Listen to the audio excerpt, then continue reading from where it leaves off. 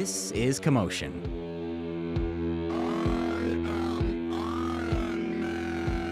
As he said, that's Iron Man by Black Sabbath, their frontman, the musical prince of darkness, Ozzy Osbourne, who's been credited as the godfather of heavy metal. Since the 70s, Ozzy has been a constant in our lives, whether as a musician, a reality TV star, or just some random cameo in an Adam Sandler film. But no longer. Ozzy Osbourne died this week at the age of 76.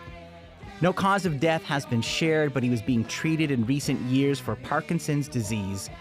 Danko Jones, Niko Stratis, Melissa Vincent are all here to talk about his legacy in a moment, but first, let's soak in the Sonics.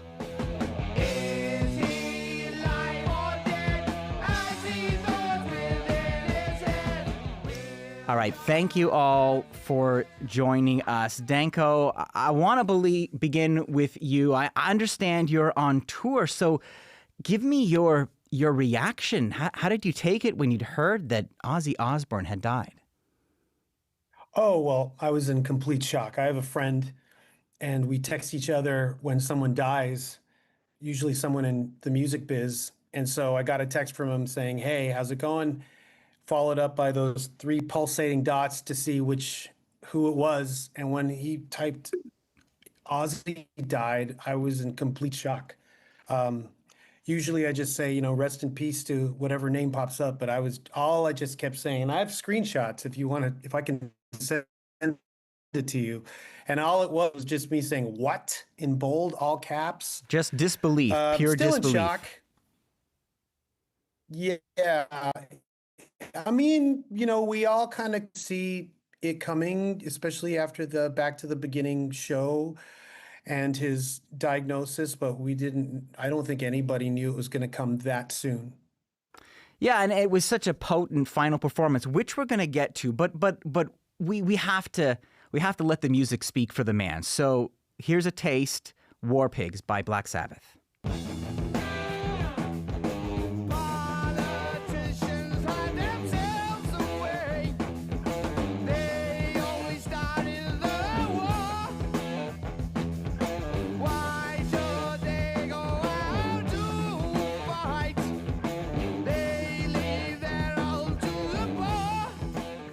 So, Melissa, Black Sabbath are credited with inventing heavy metal.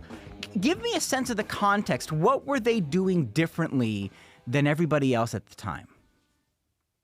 Yeah, I mean, it's so interesting because even listening to that song now, I kind of goosebumps. And I'm just thinking about from the moment that song was recorded, it's never not been relevant to a current political and cultural climate. But I mean, I think in a lot of ways, if you imagine the music that was coming out of the UK in the late 60s, Black Sabbath sort of struck magic in two really particular ways. And it's interesting because my one sort of qualm with Sinners that recently came out was that I think the film was missing more metal because I think in a lot of ways, But I think Black Sabbath is a band that were really open about being influenced by artists like Muddy Waters. Jazz and blues are in the music. You cannot listen to the music and not hear that. And when we get to Ozzy's voice, that's a whole other ongoing homage that he made to the legacy and history of blues music. But I think more than its sonic properties, like the blues has a project, it has a job, and what it does is it's really designed to bring to the forefront a lot of harrowing, but a lot of really cathartic and liberating moments for listeners and for artists and for kind of folks who have been oppressed by really damaging systems. So the part about Black Sabbath that feels emotively evil, but also is conjuring darkness for a purpose. I think that is the blues and jazz coming to the forefront. But then another tidbit that I came across relatively recently was that when the band was rehearsing, they rehearsed across from a movie theater. And there's an interview with Ozzy from 1991 where he talks about just looking across the street and seeing people lined up to see horror films and just having this flash of inspiration around what it meant for people to put themselves in the line of something that was really terrifying, and this desire to scare yourself and thinking about what it would mean if that was translated through the music. So I think you sort of put both of those pieces together. You line up a really outstanding cast of players, and you get lightning in a bottle via Black Sabbath. I mean, it's amazing. Just when the news broke and I was on my way home and I put on some of those early Black Sabbath tracks, and there's this palpable sense of dread. Like, it's macabre, right? And you to just to walk into the studio and say, we want to spook people. We want to change the tone. That is something, especially for that time period. Completely. And I mean, I think the other part about metal is that as scary as metal is also really campy at the same time. So part of the mischief and the part that makes it so appealing and alluring for fans is that artists are consistently in this battle to see who can top the other in terms of using the most gory imagery, thinking of lyrics that you wouldn't even whisper in your nightmares, but now you're singing it to a stadium filled with people, filled with people. And Black Sabbath, I think, in a moment of like bubblegum, pop, at this point, Black Sabbath still kind of look like a boy band too. So it's like you have these sounds that feel like they're scraped from the middle of the earth, really coming to the forefront to define the sort of trajectory of metal in the 20th century. Now, Niko, Melissa mentioned Ozzy's voice, and you can't get away from it. It is that the moment you hear it, it's singular. But it comes from Birmingham, working class roots. I mean, this is a guy, he was caught up in burglary, all sorts of mischief. Do you hear that when you listen to him sing? Can you hear that in his vocals? Oh, absolutely. I mean, the best voices are ones that have that sort of texture that, like a good voice tells a story and it tells sort of where it's been. And I saw a tweet the other day where somebody was like, Ozzy kind of sounds like if you were at a club and you ran out into the street and you found a guy on the street and you said, you get on stage, you sing right now, having no sense of what he's going to do. There's kind of that sort of like urgency to it a little bit. And it is for sure, like Ozzy had a very working class background. He grew up in Birmingham, which I know it's always funny when I read Birmingham because I'm like, right, Birmingham in the United States, like, he's English, although Andrew Yang in the States yesterday said he's an American original. But regardless, he has this his voice really tells a story of where he came from, this working class background. And like Melissa was saying, like these, blues music and these roots that sort of build them up. And it is this very learned thing that you can't teach and you can't hone it and you can't force yourself to sound like that. It is a very authentic thing, which is, the best voices always do. It's a harder thing to come by now. Like you can't imagine one of the biggest bands in the world having somebody on stage who's maybe not like a quote unquote technically great singer, but is a beautiful singer whose voice always tells a story. And those songs come alive because of Ozzy's voice. Ozzy's voice is so at the forefront of it all. And it is partially that. It's that working class background. It's that, going to jail when he was younger and all of these things that built him up, the sexual abuse that he would talk about later, all these things build up that voice. It's such a unique thing that we have lost the voice of Ozzy that like, even if you're not a big Sabbath person, you hear it, you know what it is. Mm-hmm. That's the mark of like something really beautiful left in this world is if you hear it, it's immediately recognizable. You know what it is. From that first syllable, undoubtedly. Well, let's hear that voice, but that voice talking, alluding to one of the stories that Melissa was sharing. Here is Ozzy talking to Tom Power on Q a few years ago. We used to rehearse across the road from a movie theatre, and there was a horror film on, and somebody said, isn't it weird that people pay money to see movies to scare them?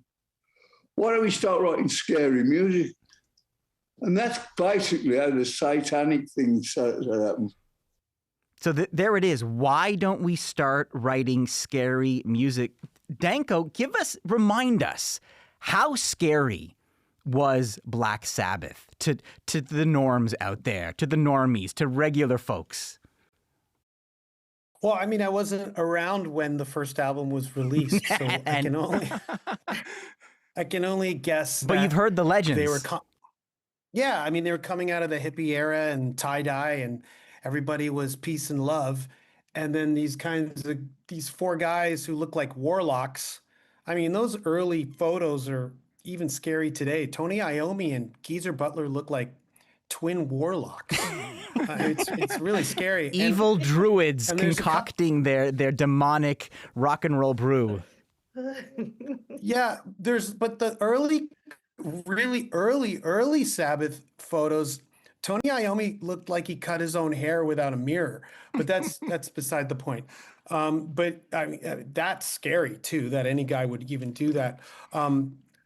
But I think that's really basically what it is, and also the down tuning on the guitar and that devil note that everybody talks about, that Sabbaths kind of kicked a whole genre, started a whole genre with that tritone devil note, and the down tuning. I think in terms of the sound, that had a lot to do with what scared a lot of people.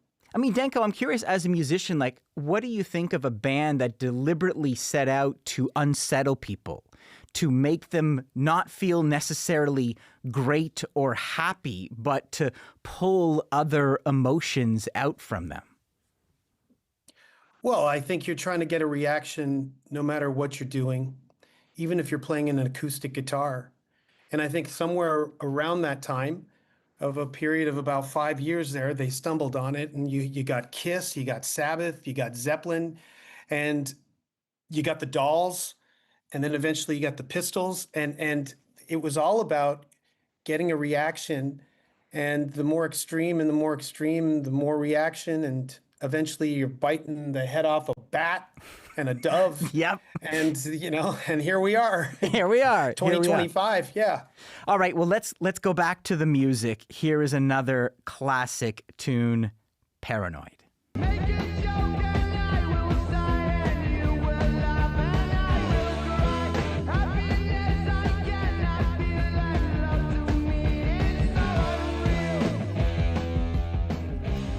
I mean, I'm banging my head here in the studio. Melissa, the lyrics, happiness I cannot feel, and the love to me is so unreal. Some dark stuff there. Why did this song blow up? Yeah, I mean, it's funny because I think, Danko, you were mentioning this feeling of like what it means to cause a reaction. And I think that extreme music across all genres, it's really uniquely capable of shining a light on things that people feel. Sometimes they feel in ways that resonate in the body, but there's no way for them to articulate it in words. I mean, a lot of metal does that through screaming, and even when screaming is tonally impossible to understand, somebody can capture the feeling of anguish or despair with a really like razor thin point of precision. But I think Paranoid, which like on the surface, one of the most recognizable riffs of the 20th century, I feel like it functions like this car that is like revving its engine. And I feel like part of what makes it so appealing is there's something this song is teasing you in a way. It's sort of like, do you want to go further? Do you want to go heavier? Do you want to go more extreme? But it delivers these payoffs throughout where the entire thing clocking in at just like a little over 2 minutes. It is like a barn burner, but it also is one that just displays this ear for melody. I think we get this real sense of how dynamic Ozzy is as a vocalist, where at the same time, there's a grit. There's also, to Niko's point, there's the sense of poetry where it's really difficult to tell where the line between the protagonist and antagonist ends, especially if he's talking about something that feels like it's so evil. So I think as much as it's a look, it's an external look, it's also an internal one too. And I think repeated listens bring a lot of very different meanings to the forefront. And I can imagine when that song shot to #4 on the UK charts, everything around it would have sounded really different. But at the same time, whoever got their hands on a copy of the record around the world individually kickstarted scenes that almost unanimously credit that moment in metal history as a launch point to metal in Brazil, metal in Canada, metal in Japan. So Just a chain reaction. Now, we can't talk about the music without the antics. So, Danko, you're a bit of a showman yourself, but do you have a favorite Ozzy Osbourne story? I mean, we've all heard the stories about him biting off the heads of doves and bats and snorting ants with Motley Crue. Um, but really, I just got to get the image out of my head. Sorry. Sorry, did I just say that as if it was no big deal? Yeah, it's okay. It's probably because I've heard those stories over and over again.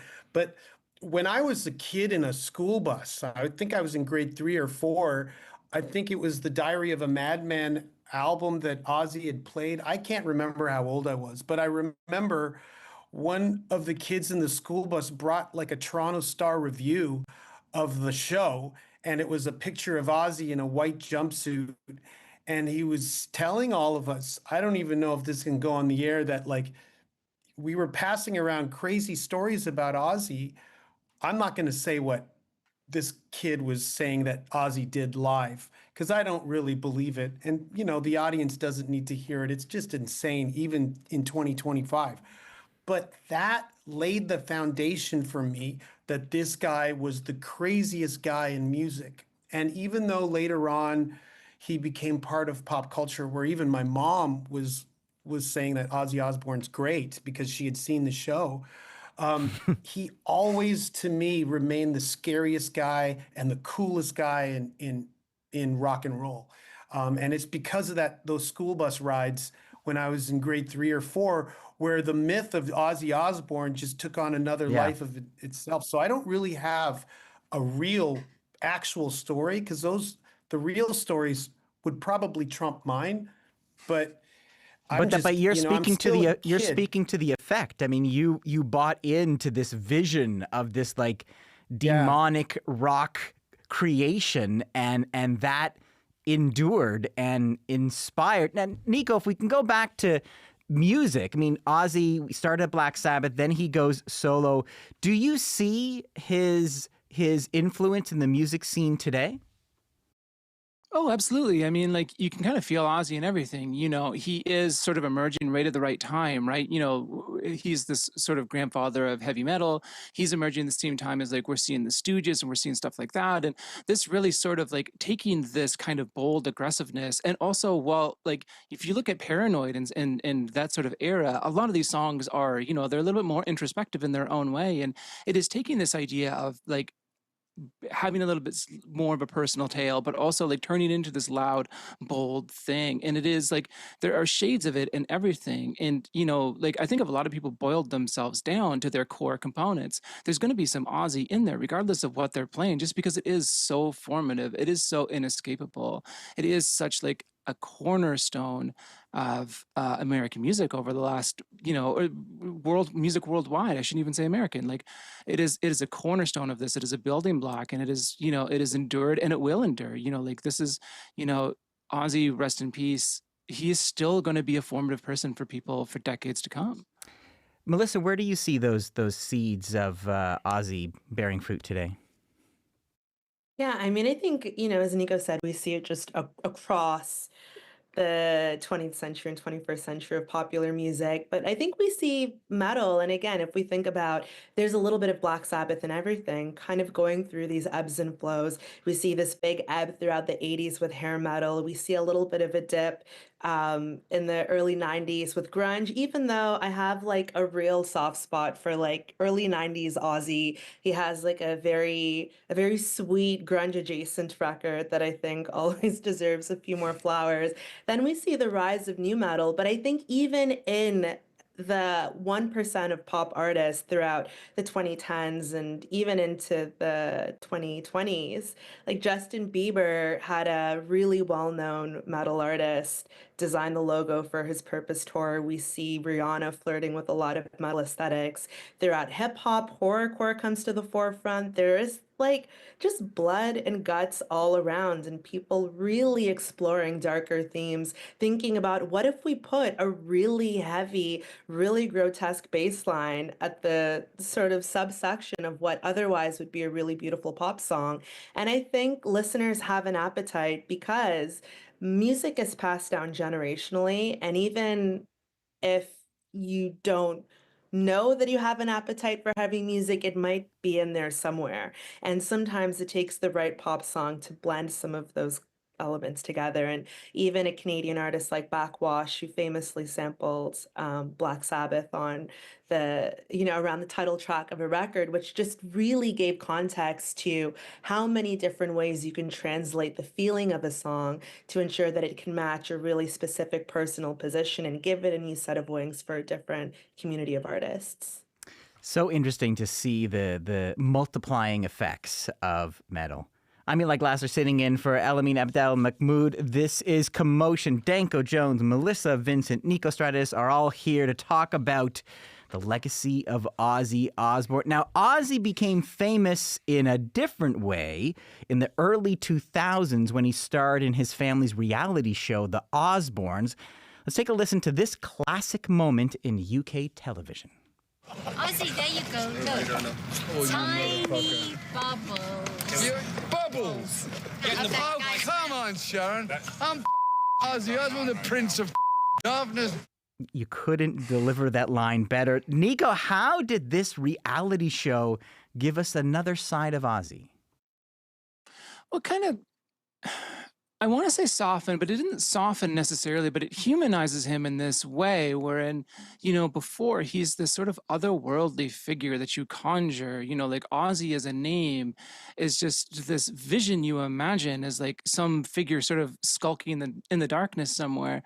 And then suddenly he's on TV and he's got all these dogs and he's got this family in this home. And like, my sister and I, we were in our, this is early 2000s. So I was in my 20s at the time, which I don't like to think about too much if I go down that road too far. But like, it would be on TV and we would just sort of sit down and pick it up. And this is well before this idea of like putting cameras in rich people's houses and seeing what they're up to. And it did sort of turn him into this real life person. Whereas before my entire life, he was just Ozzy. He was just a guy that I never imagined was real in the way that he was real in the show. He's at home, he's cooking breakfast, he's spending time with his family. There's bubbles, he's worried about being the Prince of Darkness. Like all of these things, it just created this other layer of him that didn't at the time feel as forced as it does now with these kinds of shows. And even looking back, you're like, okay, I can see the strings now. The artifice is much more at the forefront. But at the time, it was just like, it was such an unimaginable thing that you just couldn't help but watch it. Danko, how did that show change reality TV? Do you think it had an impact? Well, first of all, I was totally against it when I first saw it.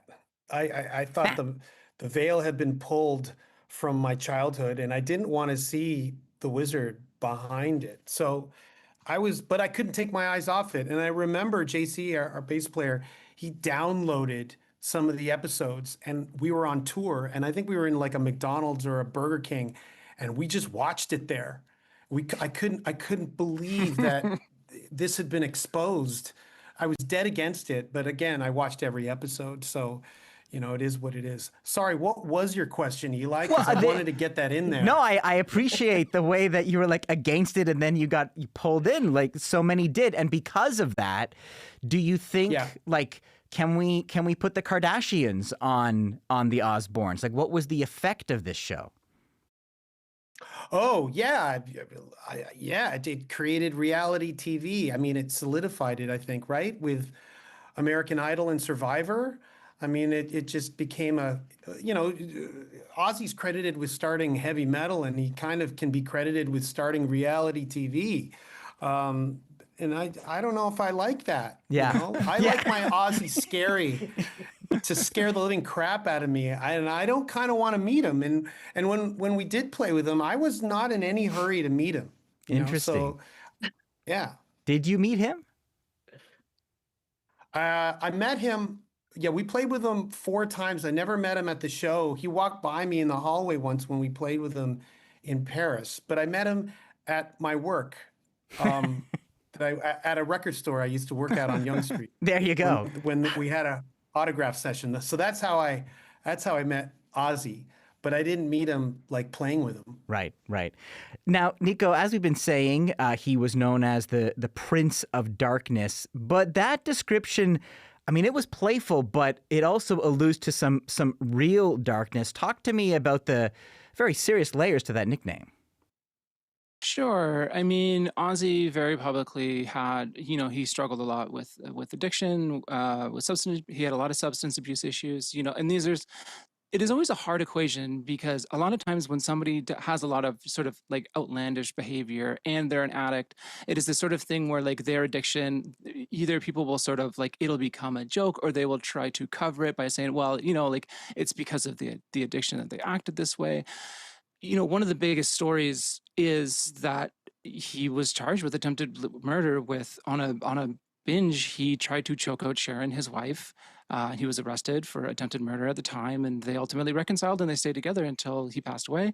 But there's all these stories, and they all sort of happened out loud. Some of his biggest stories, the biting the head off the bat, the dipping his testicles into a glass of wine in front of some record executives, like all of these stories are when people retell them, they are fueled by his addictions. And it is this very complicated figure that we do, wherein somebody that has substance abuse issues, it is really hard to discuss them in a way that still allows them some humanity and agency, but doesn't let them off the hook either. And so like all of these things are very much part of who he is. They are inescapable parts of his story.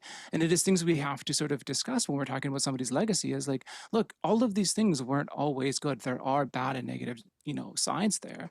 And we can't sort of let those fall away in favor of everything else. Melissa, how do you think his fans are reckoning with those not so positive parts of his legacy? Yeah, I mean, I think that this always strikes me whenever we sort of lose a behemoth of music, who just like, especially I think in their passing, parts of their life and legacy come to the forefront that I think also shines a light on the responsibility that fans have always to understand that those that they just idolize, those that they sort of have spun records until they're no longer functional, also need to see those figures as multidimensional people. And I think hold multiple different truths together at once and ultimately come to decisions around how they make judgments around how they speak about those artists, what it means for them to listen to those artists in a way that feels ethical to them.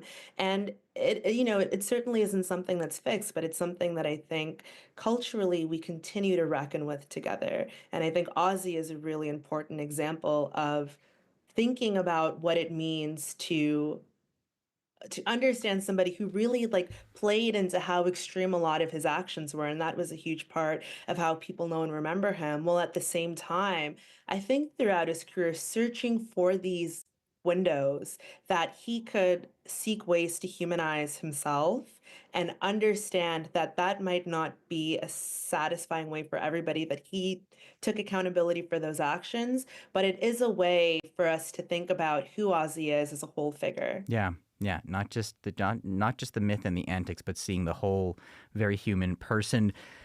And that person, just a few weeks before he died, played a show in his hometown of Birmingham. It was advertised as his final show ever. Certainly that turned out to be true. Here's a taste.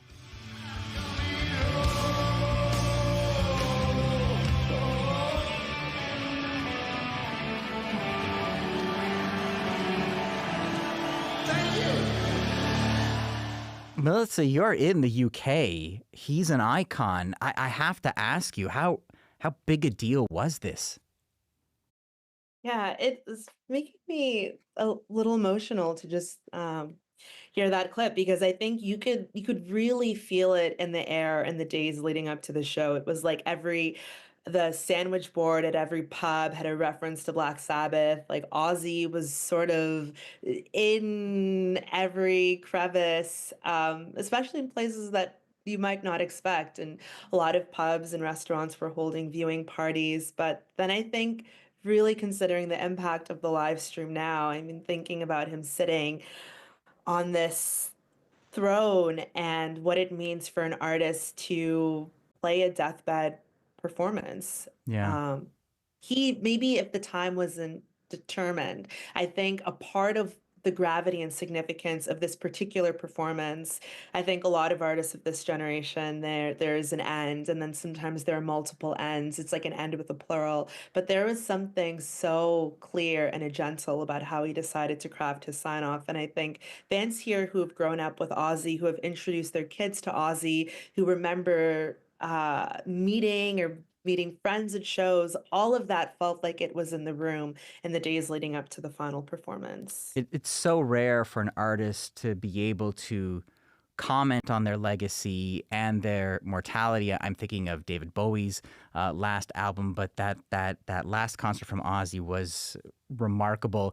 Before we let you all go, we need to hear your favorite songs. I want a recommendation from each. So, Danko, not an easy task. Your favorite Ozzy Osbourne song? Does that include Black Sabbath? Sure, man. Thrill of It All off Sabotage, because 1 minute in, Ozzy delivers the best yeah in rock and roll. Nice. Better than Roger Daltrey, better than Outkast, better than She Loves You, yeah, yeah, yeah. It's the best. Better than Outkast. All right, I've got to go check that out. Niko. I'm going to go with the first one I ever heard, which is Paranoid. I stole my dad's copy of the record, and it's the one I still have in my collection. And I just remember putting that on and being like, oh, okay, so everything's just different now. This is good to know. It's nice when your life changes forever. And so that's always sort of going to be the one that I hold on to. Beautiful. Cool dad. My parents both, shout out to my parents if you're listening to this. I often forget to tell them when I'm doing radio, but my parents both were music people. They grew up in Vancouver, and they both, independently of each other, were at the same Black Sabbath concert and didn't know. It was before they started dating. And then later when they were like, oh, I've been to this show, I've been to this show. They both happened to be at the same Black Sabbath concert and didn't know it. And if you ever meet my mom, you will be very surprised to know that she was at a Black Sabbath concert, but my parents are cool as hell. There you go. Cool mom, too. Respect. Yeah, I know, but yeah. All right, Melissa, end it up for us. Yeah, I think mine has to be Desire from his 1991 album, No More Tears. And I mean, I just think, we've been talking, I don't know how many times we've said Prince of Darkness in this single conversation, but this one track, I feel like it's so playful and cheeky, and he is sort of shirtless on the cover. And when he's talking about desire, I feel like he's selling it as something that exists for everybody. And it's a desire in the vein of Audre Lorde talking about the uses of the erotic. It's a different form of desire that I think Ozzy's really demanding for. It's really demanding for himself. And I just think there's a really beautiful, like poetic injunction in terms of how we might think of Black Sabbath and what that record and what that particular song means in terms of something that stands out where he's really experimenting with something different. Amazing. I'm going to give a shout out to the epic length of No More Tears. Just an amazing, amazing track. Love the intro, love the synth, love everything. And I love this conversation. You've broadened my idea of Ozzy Osbourne. Thank you, everyone, for joining us. Thanks so Eli. much for having us. Thank you. That is Danko Jones. He is the frontman of the Toronto hard rock band Danko Jones. He's on a European tour right now. We caught up with him in Helsinki. Niko Stratis is the author of The Dad Rock That Made Me a Woman. She lives in Toronto. Melissa Vincent is a music journalist from Toronto and a PhD researcher in the media department at the London School of Economics in England. Earlier, you heard a bit from Tom Power's 2022 interview with Ozzy Osbourne. If you want to catch that full conversation, head over to the Q podcast. And that is it for Commotion today. I'm Eli Glasner, sitting in for Elamin Abdelmahmoud. See you tomorrow.